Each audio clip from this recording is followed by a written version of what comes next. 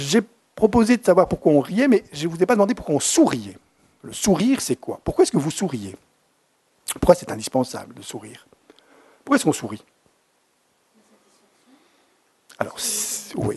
Si vous ne souriez que de satisfaction, vous allez très vite vous rendre compte que votre sourire, donc on appelle ça le sourire gastrique, hein, donc vous souriez de contentement, c'est un sourire très enfantin.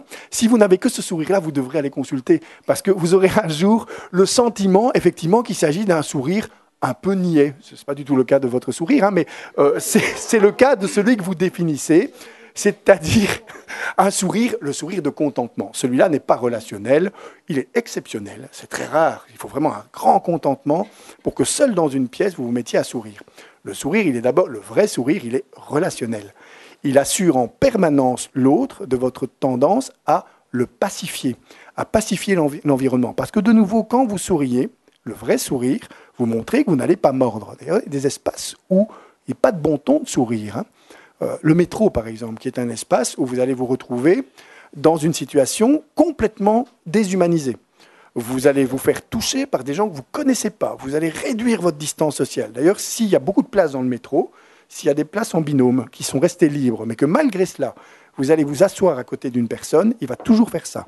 Au moins symboliquement, il va se remettre à distance parce qu'il y a une distance sociale à respecter. Alors, on ne la respecte pas dans le métro, puisqu'on est agglutiné, d'où la réputation qu'ont les gens de faire la tête dans le métro. Ils ne font pas du tout la tête.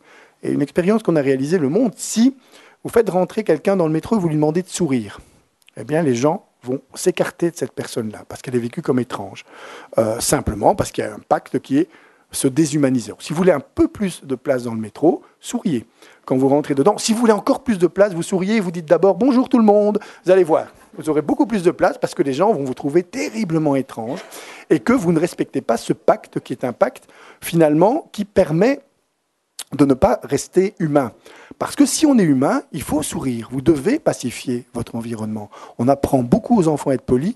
C'est beaucoup moins utile que de leur apprendre à sourire. Si vous dites « petit con », et puis que vous souriez gentiment derrière, ça devient un mot gentil.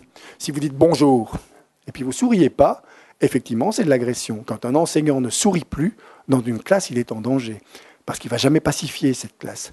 Et donc, il faut nécessairement rester souriant en permanence pour pouvoir, et faites une fois une journée sans sourire. Essayez, hein, vous allez voir tous les points de tension que vous allumez. Les gens vont vous dire, mais alors, qu'est-ce qui se passe? Qu'est-ce qu'on t'a fait? Parce que le sourire, qu'on fait, qui sont des héritages, c'est un gros mot, hein, qu'on appelle phylogénétiques, ce sont des manifestations somatiques qu'on a conservées parce qu'ils avaient un sens dans l'évolution de l'espèce. Si on les avait perdus, l'espèce n'aurait pas survécu. Et ce sont des manifestations qui très vite vont perdre leur sens. On pense qu'on sourit effectivement pour des raisons très différentes de celles qui nous font spontanément sourire. Même chose pour les pleurs. Si on pleure, ce n'est pas parce qu'on est triste, hein. On peut pleurer de joie d'ailleurs, on peut pleurer de colère. On pleure pour dire « je suis perdu ». Et d'ailleurs, vous avez des larmes qui brouillent votre vue. Et le but du jeu, c'est de dire « je suis perdu ». Un enfant qui pleure a très bien compris comment il pouvait attirer son environnement parce qu'il était en difficulté. Après, il va devoir apprendre à l'exprimer autrement que par son corps. Et c'est ça, l'histoire d'humour. C'est aussi arriver à exprimer par le rire, par son corps, et à maîtriser. L'humour est aussi quelque chose qui va évidemment permettre de favoriser l'émergence de ce qu'on appelle l'intelligence émotionnelle. Pouvoir générer de l'humour. Quand l'enfant commence à recevoir de l'humour, il commence à faire rire, il se rend compte qu'il fait rire, il se rend compte du pouvoir qu'il obtient en faisant rire. Papa se met à crier, et puis le petit fait rire. Papa arrête de crier. Dans ce qu'on appelle les processus en Z, hein, qui ont été identifiés par les éthologues, donc il y a un comportement, puis un autre comportement, puis un autre comportement, par exemple les devoirs scolaires.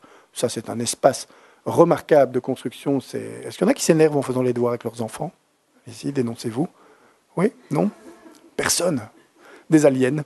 C'est pas possible.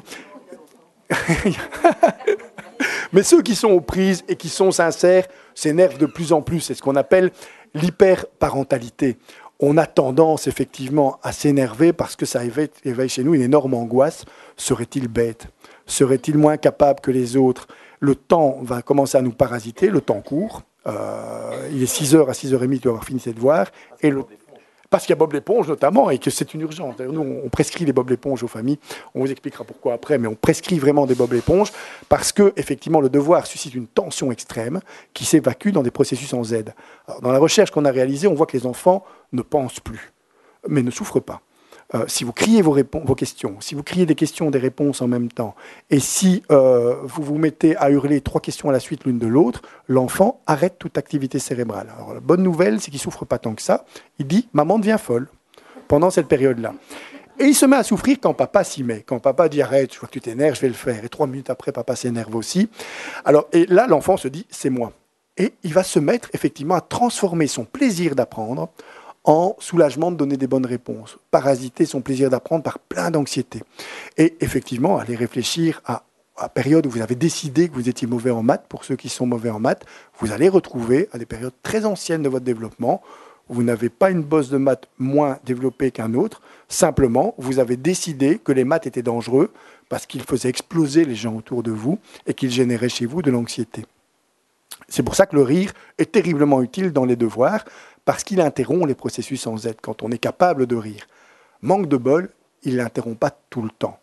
Si effectivement, le premier jour, le petit fait rire son papa, alors qu'il était dans un processus en Z, où l'agressivité commençait à rentrer, le devoir scolaire, parce qu'on est parasité par le temps court, mais aussi le temps long. Serais-tu plus bête que ton voisin? Il sait faire 9 plus 12, alors que toi, tu ne sais pas encore faire 9 plus 2. Pouf, je vais prendre un burin pour faire rentrer ça dans ta tête. Et donc, on a effectivement des mécanismes contre-productifs. Tous les enfants vont savoir apprendre. Eh bien, on va mettre des enfants en situation de perdre leur plaisir d'apprendre et donc de se mettre en difficulté. D'où l'immersion du rire dans ces processus en Z. Et dans les observations qu'on a faites, on constate qu'effectivement, parfois, ça marche.